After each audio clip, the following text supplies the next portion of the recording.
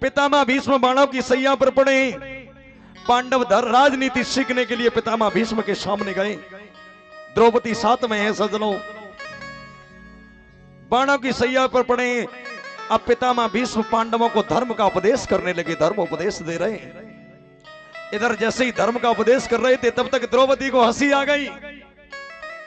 पितामह भीष्म कहने लगे, बेटा द्रौपदी, अकारण से आपको हंसी आ गई? बोले पितामह वैसे ही हंसी आ गई। बोले बेटा वैसे ही किसी को हंसी नहीं आ सकती, कारण बताओ, हंसने का कारण बताओ। बोले पितामह कर किसकी हिम्मत है जो आपके सामने बोल पाए, लेकिन अगर आप मुझे आदेश कर रहे हो तो मैं बताती हूं।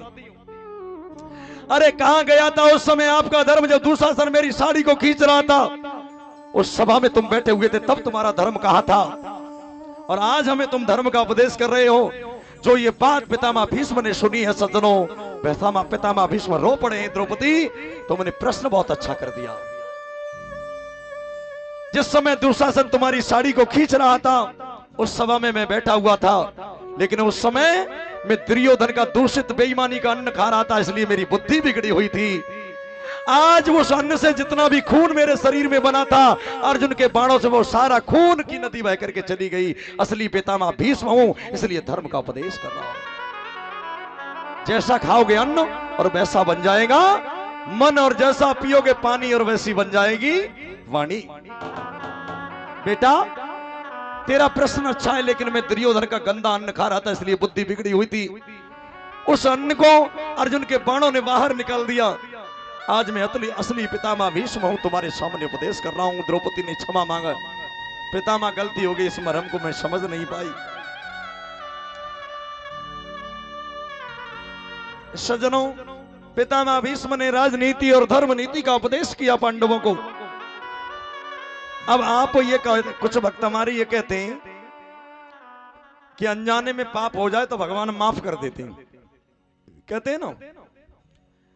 चाहे जाने में पाप हो प्यारे, चाहे अनजाने में पाप हो, लेकिन भगवान कभी माफ।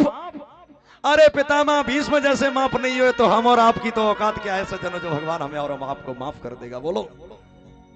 अरे क्या गलती थी पितामह भीष्म की? दो मुहा सर्प, जिसको क्या कहते हैं, दो मुंह वाला सर्प होता है, जिसको लक्ष्मी का स्वरूप मानते हैं लोग। रास्ते में पड़ा हुआ था, पितामह भीष्म रथ लेकर के जा रहे थे।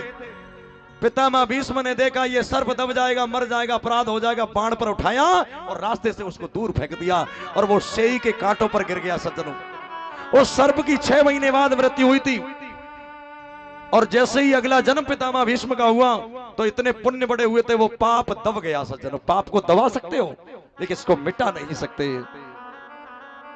101 जन्म में जाकर के दुर्योधन का दूषित अन्न खाया, पाप मजबूत हो गया, और 101 जन्म में जाकर के पितामह भीष्म ने उस पाप को भोगना पड़ा। तो हमारी और आपकी औकात क्या है सज्जनों? ये तो पाप भोगना ही पड़ेगा, ये पाप भोगना पड़ेगा।